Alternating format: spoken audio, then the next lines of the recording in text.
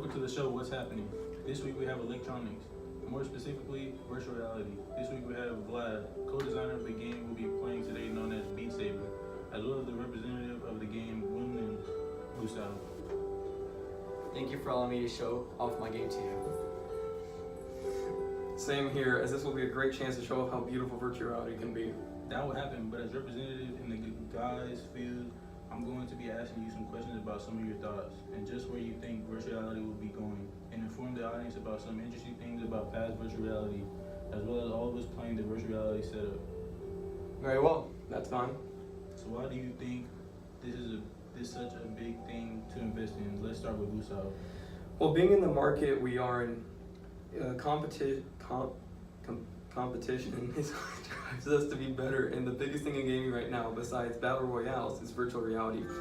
It's such a large part of gaming because you go quite literally into another reality, a virtual one. It retains all the expansive genres of video games, but offers an even higher standard of gaming. That's why we focus on creating a beautiful game with its own charm that will make the player forget that you're even in the real world. And you, Vlad?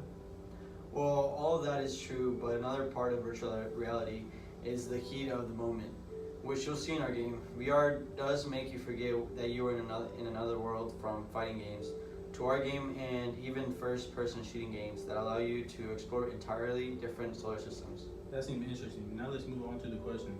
I'll be asking each of you one question, and after the person answers the question, I'll ask a different question to a different person. Why is VR such an important thing to get into?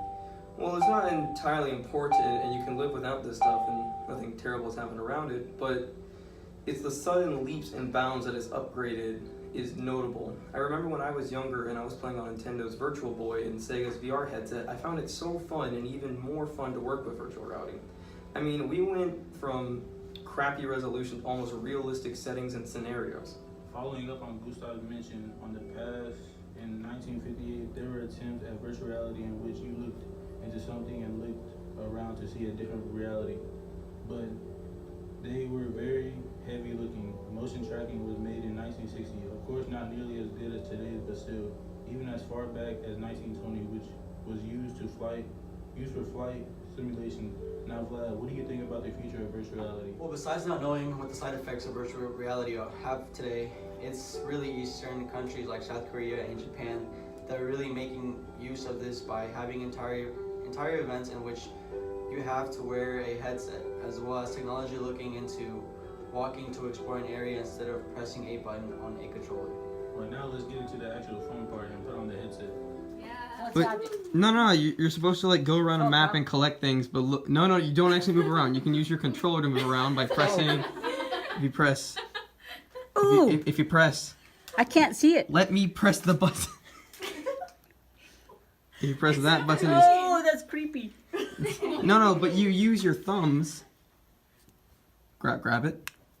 Firmly grasp it in your hand. No, and then you use your thumbs, right? Don't be mean. Oh, And then that's a big. What's that? A tree?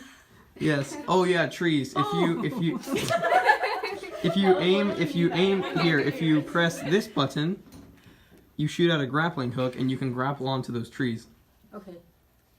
Oh my gosh. You Oh, know this it's is the- creepy. Oh, it's a big old tree.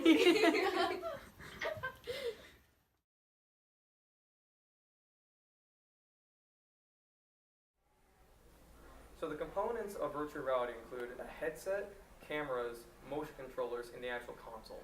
Consoles consist of a PlayStation 4, PC, and even the Nintendo Switch with their Toy-Con. When it comes to cameras though, the Switch does not have any.